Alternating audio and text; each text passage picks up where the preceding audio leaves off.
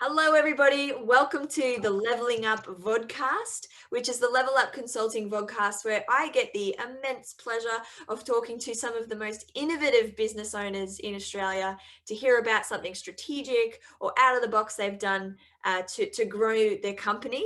And I'm very excited to be joined by Matt Raad today from eBusiness Institute. And Matt, you're no newcomer to doing things strategic and out of the box. Yeah. Don't want to ruin it, but there's a great story here about something yourself and your wife Liz did years ago, and you've now got an Yep. awesome business to talk about. But why don't we start there? Please introduce yourself and what your business is. Fantastic. Thanks so much for having me on, Jasmine. Yeah, we have done things quite a bit differently to most people. Liz and I have always been in business. We've been entrepreneurs since we started going out with each other. We actually met at uni studying zoology, would you believe? And now we are full-on entrepreneurs. But the way we've made our wealth is online. We buy and sell websites. But what's interesting is we originally started, when we first started going out with each other, we were studying zoology. We realized there's no money in that. And we were experts in red kangaroos here in Australia. And yeah, that's what we did at uni, and we loved it. But both of us grew up on farms and we wanted that freedom. And we realized business is what could give that to us, not zoology, sadly. So we actually started out buying and selling bricks and mortar businesses. That's where we got our start in entrepreneurialism, and it worked really well for us. And we basically were able to outsource even back in those days. This was 25 years ago that we started doing this. We bought a manufacturing business that was quite small, and it was nearly going out backwards. We didn't know that at the time. We had no idea what we were doing. We were total beginners. We had to go off the advice of accountants. And I think that's driven us ever since that day to realize, okay, I'm going to learn myself how to do due diligence on businesses and how to value businesses. And then when we fast forward to today, what changed for us when we had kids, we had a young family about 15 years ago now, and we realized we want to work from home and we want to be in a rural area like how we grew up, and that's how we want to raise our kids. And being online was just a no-brainer. So we literally just did exactly what we did with bricks and mortar businesses, but we did it online. So we buy and sell money-making websites. That's how we do it. Wow, I have so many thoughts already, and I'm going to go back to what you first said, because there are people who watch the podcast who are maybe in a day job, thinking about the side hustle, want to take that plunge, or they're a startup. And I've got to ask, how do two country kids studying zoology, specialists in red kangaroos, turn around and go, we're going to buy and sell businesses? Firstly, how did that thought process happen, other than it's more lucrative than zoology? And how, I'm guessing you were in your 20s at this stage. How did you take that step? Yeah, it was a big step, but it was before kids, so it didn't really worry us both. I think Liz and I, we were, how do I answer that? I guess it's a mindset thing, actually. A lot of people in our community know my story. I was very driven, didn't grow up with much money, watched my mum and dad nearly, this was in 87 when interest rates in Australia went to 18%. And it was a very, very tough time for my mum and dad and for lots of farmers and stuff. And my dad, we didn't own the farm. He was a farm manager, so didn't really earn much money. And I think, but even prior to that, as a young kid, I grew up in not a wealthy area at all, and it was pretty tough financially for most of my childhood. And I was unusual in my family. I was very, very driven to make money at some point. I did not want to be poor when I was older, like we were when we were kids. And I think, subconsciously, that's what was driving me all the time. And then, so basically, when we got into our first business, we just could see straight away, this is the vehicle to freedom. And also growing up on farms, it's interesting. Liz grew up in southern New South Wales in the snowy mountains, and I was more in the Southern Highlands. And we both loved the freedom of being on farms and in rural areas. That's, both of us had a very similar childhood. We were in the bush all the time, and also we were lucky enough when we were at uni we got scholarships and everything. We apparently did quite well, and we were out on remote stations in remote New South Wales in the arid zone, and it was just wonderful time, and we wanted that sort of a life. And they'd literally give us a 4-wheel drive and we'd be out on these full-on remote stations in central, well, far western New South Wales, actually, out beyond Broken Hill, a place called Broken Hill. And we just loved it. But the problem was, we could see looking forward, we knew other researchers and stuff, you're always scrounging around for money. And I said to Liz, I do not want that for my lifestyle. That's not what I'm interested in. And we realized business, we started doing when we bought our first business, I remember the first book that I ever bought was from Vinnie's, because we had no money. Literally every last cent went into the business, and we borrowed money off family, everyone to do this. And I bought a book from Vinnie's for 60 cents on what they don't teach you at Harvard Business School. What's his name? It's a really famous writer. And that basically taught me how to do sales. And then we learned off Tom Hopkins, Zig Ziglar, and Brian Tracy. We just bought all books, did lots of courses. And we realized from educating ourselves, business could give us freedom. And then, of course, there was that time remember when Robert Kiyosaki wrote that book? We were doing this before he wrote the book, Rich Dad, Poor Dad. But when that came out, I think that just hit the nail on the head for us. You want to be an investor, because we were slogging it away in the business. Although we got our first business to where we only had to work in it 6 months of the year. And so that... Kiyosaki would have been proud of you. You were out of the rat race, only working 6 months a year. Here's the bit to the story, the sting in the tail that maybe some of your listeners may relate to. Our first business was a manufacturing business. So it all sounds awesome, and all our friends would look at us, go, wow, you guys don't work that much. Like you're only working 6 months a year. No. All our money is tied up in stock in a warehouse in the western suburbs somewhere in Sydney. Literally every single last cent. So we had no money whatsoever. Every last cent we made, we poured back into that business. And that what's driven us the most over the last 25 years, was to find a business model where we didn't have to pour all our money back into it to drive it. And we have a lot of private mentors, very high net worth business people that we met through buying and selling businesses. And we're also always looking at their businesses. How do they do it? And all of us were doing it through manufacturing or wholesale import businesses, because we never wanted to work 9 to 5. We hated that sort of an idea. So that meant retail businesses were out. And that's why we went to these manufacturing or wholesale import businesses. But the problem with them is all your net worth's tied up to it. Until the game changer came along, which is called the internet. In the mid-90s, we started to get interested in it, and we realized, wow, we don't have to, there are actual businesses on the internet where you don't have to buy stock. So most people, when they think of internet businesses, probably like all of you listening here, thinking, oh, e-commerce, you're doing the Amazon thing or whatever, or you've got a Shopify site. No way. We are never, ever going back to tying up all our money in physical stock. So all we do is we buy or build websites that rely on advertising. So there's no risk to us. If the site doesn't work, we just sell it. I love it. Now, hold that thought, because I want to go back. You say so many amazing things, Matt.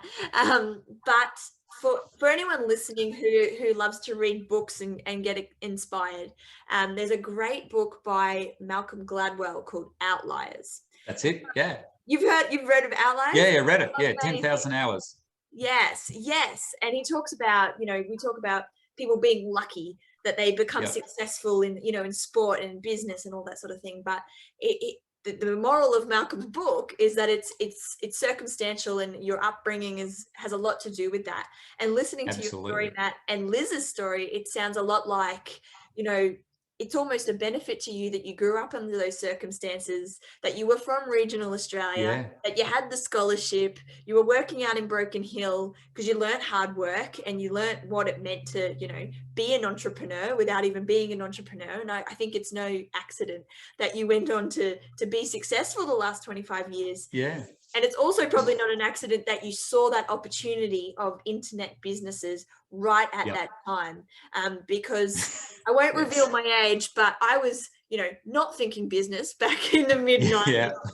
But I remember the buzz. Ooh, hello, motorbike. I do remember the buzz of the internet. Like, it was this digital era, and you were there at the start. So let's talk about that. And I want to talk about, you know, how did you make that shift? So I love the way you're saying, you know, even online, we're not going bricks and mortar. So who were you looking at that stage? What was that? Sorry, what sort of businesses did you start looking at online to buy and sell? Yeah, really good question. So because there's one little intervening bit in our journey that's really important to explain. And if anyone goes to our website, you'll see our story and what our other professional background is. Through buying and selling bricks and mortar businesses, we started doing it professionally for high net worths and private equity firms as business brokers. So we specialized in selling businesses in the 1 to 20 mil range. This was back in Sydney. And we were working with some very famous entrepreneurs, or here in Australia anyway, well-known people that would be on the newspaper of the Fin Review and stuff. And we were learning off them. So to answer your question, we were constantly on this journey, because here we are on the side, we buy and sell business ourselves, and we built up our own manufacturing business. And it was not overnight success. It was like Malcolm Gladwell. It took 10 hard years and no money. And then all of a sudden it compounds. All of a sudden you make money. So traditional bricks and mortar businesses, what I noticed when I was working with all these older guys who are selling these things, they're all in their 60s and stuff, and it's taken them 10 to 20 years. And Liz, my wife, is very impatient. I'm a lot more patient, but the way she wants to do it, all the women in our community are exactly the same. It's funny how you attract in the same. We've got a lot of female entrepreneurs and business people and PAYGs who come into our community, and they're like Liz, they want it all now. But what we realized is, with bricks and mortar business, there's a big limiting factor with them. You can make a lot of money, but in general, most of the successful guys we met, it took them 10 to 20 years to do it, because you've got to keep reinvesting into the business. So if you own a wholesale import business, on paper, it might make you a couple of mil a year. It looks great, but you've got to outlay, 5 to 10 mil maybe in stock or whatever because of the margins and things like that. So it takes a while to build that up, especially when you're a young entrepreneur, or if you're you've maxed out with the bank, which is where we were at. And because we also invested in property and had a crack at everything. So when the internet came along, this is why we got really excited. We realized, okay, we can apply exactly the same strategy, but we don't have to buy stock. What we do is we build what's called content sites. We get the traffic, like lots of people coming to it, and we can be an affiliate for stock instead. So we can recommend people go to someone else's website and buy the product. We don't have to handle any of that, but we get an affiliate commission. And that's one model that we do. But we realized, I think within 24 hours of realizing that was even a possibility, Liz was onto it. So it was just amazing way to make money for us. And so our mentors, these are wealthy older guys who had built up this business, they started asking us, how the hell are you doing this? This is amazing. What are you actually doing? And we're going, no. They'd say, are you selling, do you have a warehouse full of stock? No. Those days are gone. We just have a website. We're at home here in our Jimmy Jams, owning these websites. And also the other big model we do is we sell advertising space. So, Google ads, or it might be a direct advertiser. So we might go to we're in a sports niche where we're selling sports equipment. So we will go to a manufacturer of the sports equipment and say, do you want to put an ad on our website? And it'll cost you $300 a month. to advertise on there. Now, it doesn't sound a lot, but that's passive income, 24/7, Yeah. adds up to a lot of money. Banner ads and the things Yeah. you see on the websites. Yeah. Yep. So in essence, there's other ways you can do it, but that's it in a nutshell. So as you can see, we got pretty darn excited when we got into this, and the proof's in the pudding. We were successful very quickly with it compared to our bricks and mortar businesses. We were very, even in the first 12 months, normally we expect to, it's going to take a 5 to 10 year plan to make the big money. Online, it was very quick for us. And also because we had this unique skill of knowing how to buy businesses, which is why we're so passionate about it. And these days, you can see there, eBusiness Institute, this is what we love teaching people. Most people don't even know how to buy a bricks and mortar business, let alone a website. So that's what we specialize in now. We teach people who want to get out of their normally, pretty intense jobs, generally corporate roles, or business owners who are working maybe too many hours. We teach them part-time how to build and buy websites and get the skill, basically what we do. So we don't teach anything about e-commerce because we're not into e-commerce. We don't like it. Yep, I love it. This happens to me, I think every single time I have a podcast guest. I'm I wanted to go to your organization. Yeah.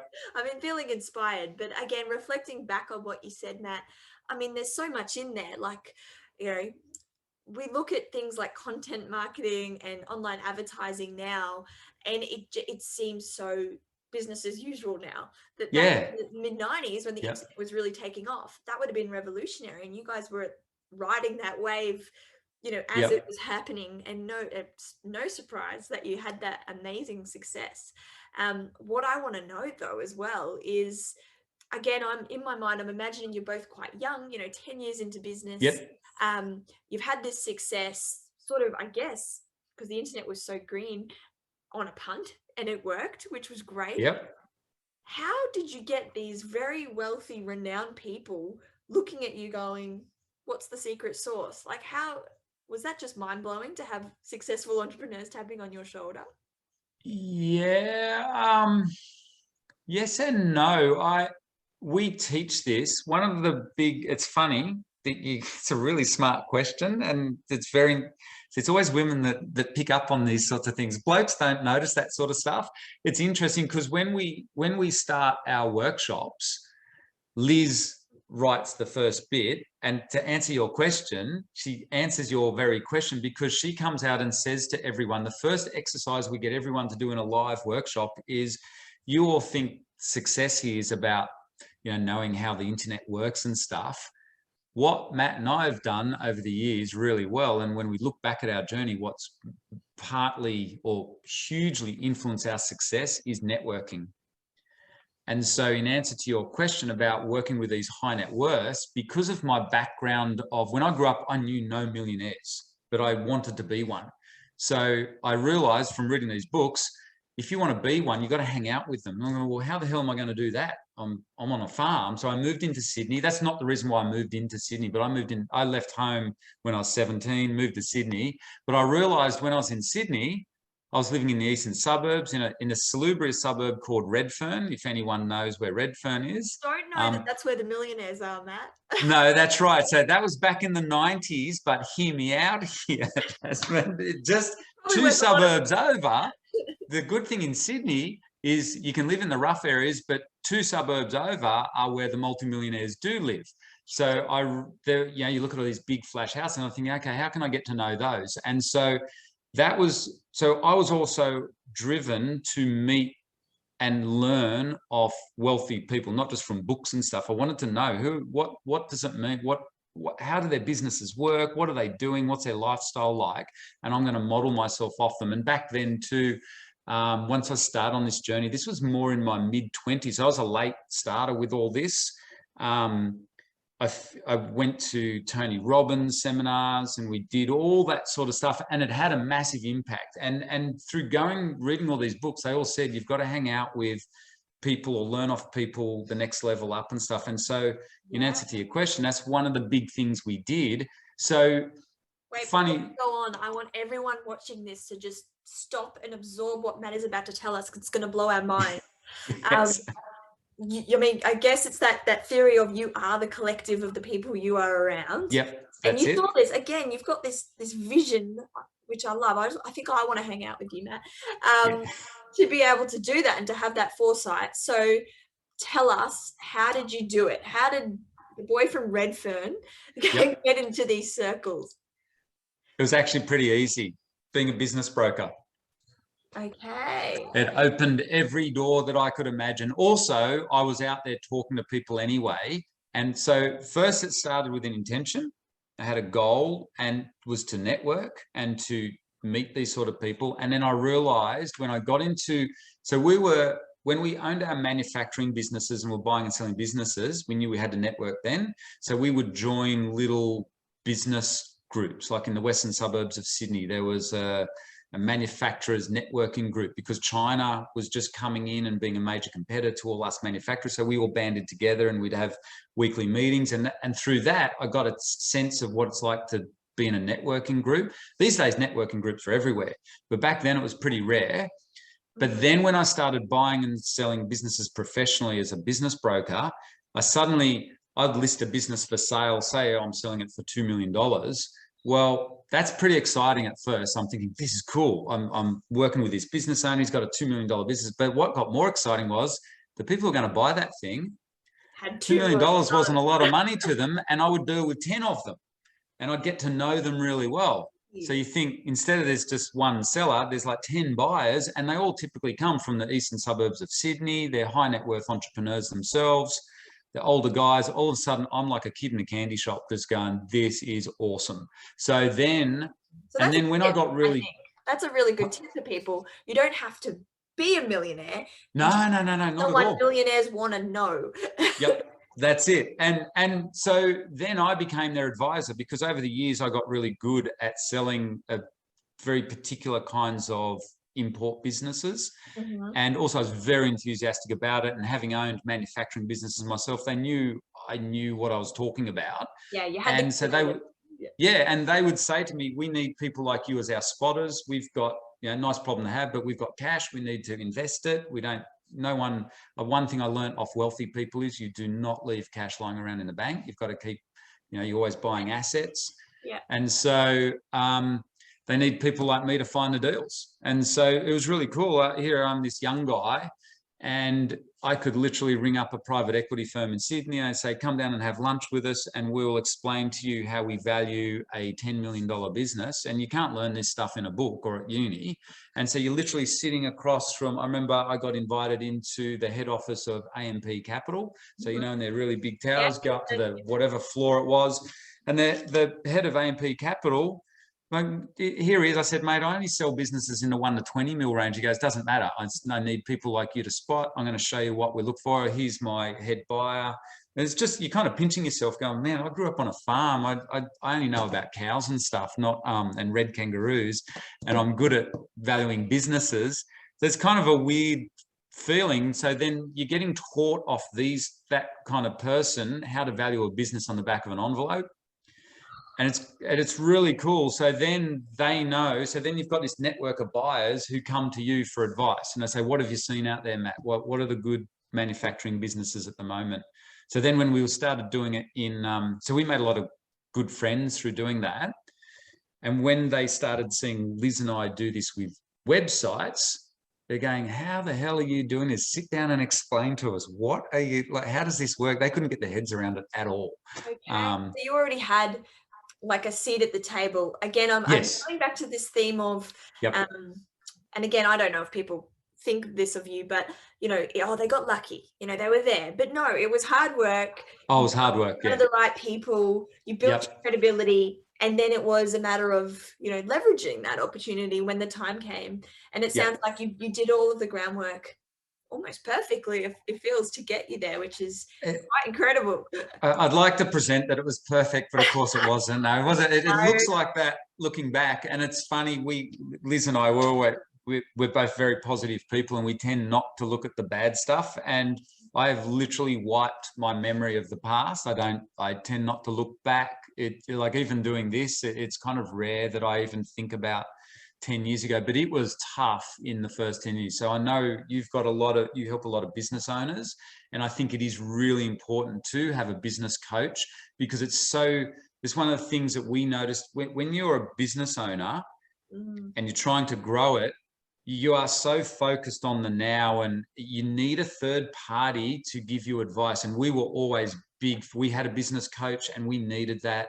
And then now it's funny, we advise people on at multi-million-dollar level, what are you doing with your business and taking it forward, particularly with internet businesses. That's our big thing. But we're even doing that with manufacturing businesses, and I know how hard it is. And I don't want anyone thinking we were wildly successful straight away. It took 10 years. We were slow developers with a bricks and mortar business. And all of you who own bricks and mortars probably thinking, shut up, Matt, I don't want to take 10 years. But honestly, that's the thing. You talk to my wife, Liz, she's impatient. She said, no, we're not going back to traditional businesses. We are never doing it. Internet is so much quicker. And if you're in a traditional business now, it is absolutely a no-brainer. You have to be online regardless anyway. You need to combine the online space with your bricks and mortar business. But you definitely need, the one big thing we did learn is you need like a coach and an accountant too to help you look at the figures. And ideally your coach works with your accountant or understands, like can give you advice around that as well. But there's a lot to learn when you're running a business, and it's definitely not a walk in the park. And yes, we were lucky with certain things, but we also made our own luck as well. We did, the books, all the books that all of us read, it actually works. If you do the stuff that's in those books, it's surprisingly, and we only did kind of, we're go-getters. We did a lot of stuff that we'd read lots of those books and go, that's a really good idea. And for us in particular, the big thing was sales. We learned that's how we've turned around every single business we have ever owned. Basically through driving sales. That's always been our number strategy. And the way we do that is through networking and talking to people, getting on the phone. And that's a process. And we do exactly the same online. So it's pretty cool. We do a lot of Zoom calls with people over in America. We are networking, and we teach this to all our clients, no matter what sort of business you have online. If you want to turbocharge it and do better than everyone else, not that we're competitive or anything, but if you want to be better than anyone else, you got to network. You got to get to know everyone in your niche. So I feel like, God, we could write a book just from your wisdom from this podcast. Actually, put that on your list. But I know there's a lot of people who are probably watching this, because I get this feedback a lot, like, Jasmine, how do you reach out to people you don't know? Or how do you do video? Like, we're in a day and age, I think we always are, because we're humans and we like to interact with other humans, but almost now more than ever, like, throw away any, nervousness you have about networking with meeting strangers, because that is how you will grow your business. That is how you will find customers or referral partners. And it's just the only good things can come from expanding your network. And if you didn't already know that, I think listening to your story, Matt, is hopefully motivation and inspiration to get out there right now, everybody. But I guess maybe I'll just throw to you, in this day and age where there are so many networking groups, some of them are free, some of them cost a lot of money to join. Do you have any advice for how everyday business owners can meet it's a network people? It's a really good question. And one of the things I can give some feedback for your bricks and mortar business owners. One of the ones that we've seen in our community works really well. We've got no affiliation with them, but it's just it just keeps coming up time and time again. Is BNI, Business Networking International, I think it stands for. You just Google them. They seem to have a chapter everywhere. Now that's paid. It's not for everyone, but just the feedback. I'm not in BNI myself. We didn't use BNI at all ourselves. We did it by getting on the phone and by sort of networking and reaching out to people. But if you want to join, so if you're a bit shy and you don't know really where to start, it's probably worth joining a local networking group of some kind, or a local chamber of commerce. Or up here in Brisbane, we've got KBN as well. We know the founder of KBN. It's called Key Business Network. They're really nice people as well. So they're more of the paid ones. But also in terms of networking, we teach this, even when we're online, people think the world's changed. When we're in it's funny, when we're in bricks and mortar businesses and we're dealing with all these business, everyone was very closed, and maybe it's because of a different generation as well, and they were very secretive. And so confidentiality was the most important thing. And that's why people trusted me as well. They knew I'd keep my mouth shut. They tell me a lot of trade secrets. Obviously, when you're selling a business, you have to work with your advisor and they have to know everything. So I was that advisor, so I'd know everything, but then I have to balance. Also, the buyers would tell me everything about their situation and why they want to buy it. So confidentiality, but it's kind of closed. So, and I was always signing NDAs, non-disclosure agreements, all that sort of stuff. Whereas online, what I have personally, so Liz embraced it, no worries, she's really open and into things. So I come online with this kind of closed mindset. You don't talk, you don't share anything. Over the last 10 years, that's changed completely. It is very collaborative now, and I think the world's moved to that way, particularly since COVID. But in the online space, it's really collaborative. And where I'm coming to with that, to inspire you all, if even Liz and I and all our clients who own online business, you think about, we work from home in our Jimmy Jams, literally. I mean, this is dressing up. Normally, I live in Queensland, you know, we have bare feet. I do wear a nice, neat polo shirt normally, but really, we do everything through a computer screen, and people think it's all virtual and stuff. It's funny. We are still constantly emailing people pretty much at least once or twice a week, just total strangers. That's how we met you. Or people in my team will do that. And it's a really big thing. I think it's so important for the reasons that you said as well, Jasmine, but also just for the supportive nature as well. So we will be, it's funny, here's a really cool story, the difference between bricks and mortar world and online world, or how the world's changed. As you've just heard, it's kind of quite secretive in bricks and mortar world. If you own a manufacturing business we used to make spare parts for outdoor power equipment. There's no way would we be collaborative with another manufacturer in Australia in the same niche. Online, it's a total opposite. I'm constantly contacting people in the very niches that I'm in and saying, hey, I own this website. I notice you own that website and you outrank me, but do you want to catch up and have a chat on Zoom one day? Maybe we can collaborate on something. And it's not always like that, but that's kind of what we're doing. And so in terms of reaching out to people, if you're in business, I'd encourage you in this day and age to reach out to your competitors and stuff and just see, can you work together? Can you support each other? What are you finding? So during COVID, it was awesome. We were on back-to-back calls, people just constantly reaching out to say, how are you going? How's it all happening? What are you finding? You know, what's working, what's not? It really, I know it sounds funny, but it really brought people together. And I think networking now is more important than ever. Yeah. And so free resources are literally what we learned in bricks and mortar world, is get on the phone and start talking or try and meet people. And obviously with COVID, it is harder to meet face-to-face now. And also we can't fly as easily. We used to fly interstate to network as well. If it was, we thought it was useful. Flights are cheap, $60. We can go down to Melbourne and meet someone. It's no hassle really. You can be there and back in a day, but obviously those days are gone with COVID. But the other big one now is meetup groups. So Liz, my wife, in the last 90 days, we work in 90-day blocks. She's just been on this massive intention. She's joining all sorts of meetup groups, bushwalking, business ones, all sorts of stuff around Brisbane, just to meet different people, see who's out there. So we take networking very seriously. You meet different people, and so through sporting groups as well, and obviously also through school groups, and for a lot of people, church groups or sporting groups is another one. I think it's a really good, I mean, if you take away nothing more from watching this podcast, yeah, I think the biggest, I mean, there's plenty of inspiration, but that's a really good message to drive home, because even, you know, the first key tip is don't be afraid. It doesn't have to be an outbound sales call, but even just an outbound outreach to someone. Yes, yep. And even if they're not the one to give you business today, they may in the future, or you've suddenly tapped into their network and you're growing web, and it just gets bigger and bigger and bigger. And we all know that word of mouth is the absolute best sales channel that you can hope for, because you've got social proof immediately. So I mean, I'm certainly inspired to do more outreach. Matt, we're going to have to wrap up. I could talk to you all day. That's fine. You've got plenty to say.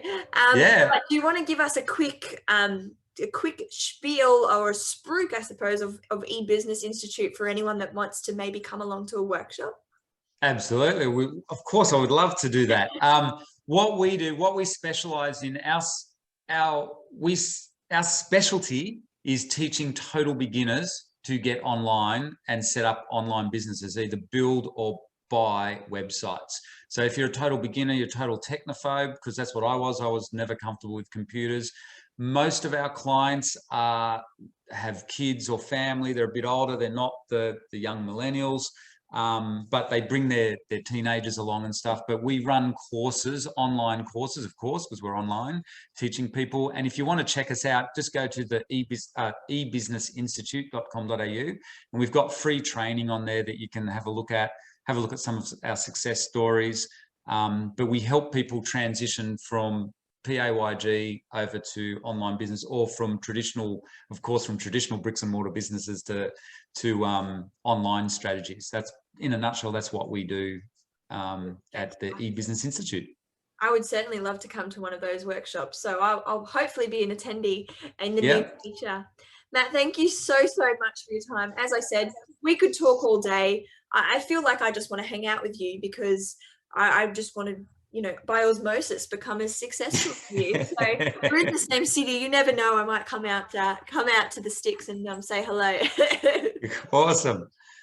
Okay, thank you everybody for tuning in to today's episode of the LVLing Up podcast. Of course, you can watch this episode anytime you like on our website, which is levelupconsulting.com.au, or on our YouTube channel. And of course, don't forget to follow us on Facebook, LinkedIn, and Instagram. Thanks everybody. See you next time.